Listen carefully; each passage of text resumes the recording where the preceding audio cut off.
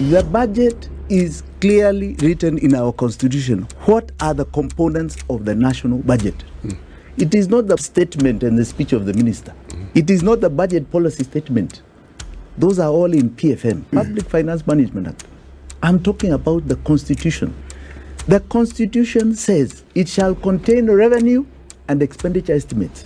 And I am telling you that one of the things that is going to end up being a big deciding factor on the case on the Finance Act is this issue of revenue estimates not being tabled before you come to us to ask us for taxation. Because what it was envisaged is that you pass the revenue to meet the expenditure. Now, when Parliament passes that, you then come to the finance bill and look for the tax revenue to meet the tax expenditure component of the revenue estimates. Are we together? Right. The finance bill is not a revenue estimate. No, it's not. It is not. Now, what Oki Omtata has captured very well in his pleadings is that that did not happen in this budget. And he pleads that the Finance Act is illegal because it is supposed to precede the Appropriations Act. And he pleads that the budget has not been tabled in full. And yet it's in the Constitution. It's in the Constitution. Over the last 10 years, revenue estimates have never been tabled to Parliament. So the budgets that have been passed over the last 10 years are actually unconstitutional budgets. So what has been going to Parliament in terms of that document called the budget estimates that is presented to Parliament? What does it contain? You see, the only estimates that go to Parliament over the last 10 years have been the expenditure estimates. Revenue estimates are never tabled. Jimmy, let me ask you, just so that I understand. So what exactly is the revenue estimate? Revenue estimates are very simply this. It tells you how much tax revenue they can envisage by looking at the trends in the previous year and economic growth that we can collect from Kenyans. It tells you how much external debt we have gone to plead for.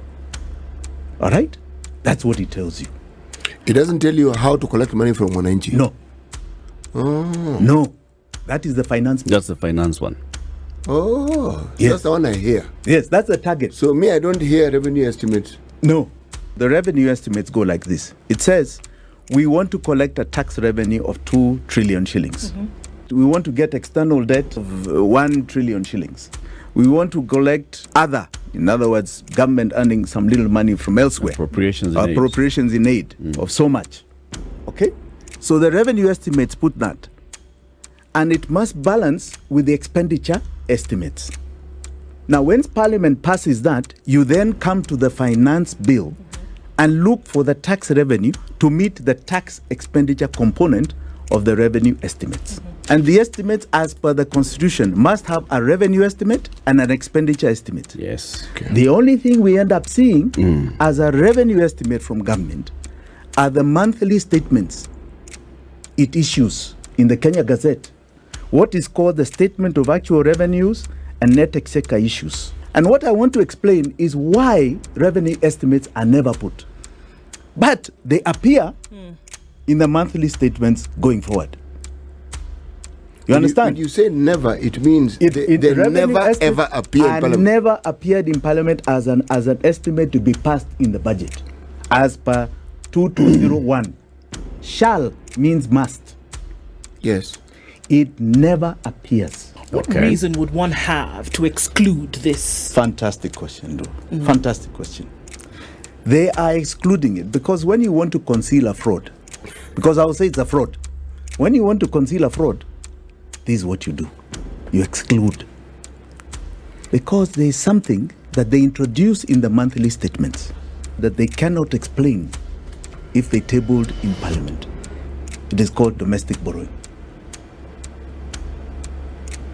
They cannot explain domestic borrowing on the revenue estimates that will be tabled in Parliament.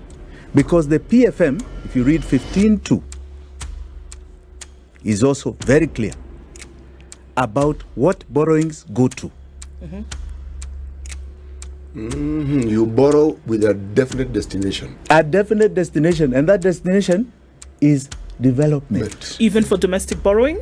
For any borrowing. Any borrowing? Any borrowing. To the Act is for development. Development. All right. In all these years that we have taken domestic borrowing, you do not find it funding any development projects. So where does this money go? Because if it's borrowed, it is assumed it's for some function. Where the borrowings are from, the amounts, and what they're intended for.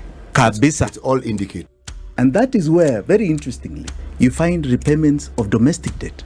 Yet there's not been an approval to take domestic debt. So you find we are paying for domestic debt, but we never approved its uptake.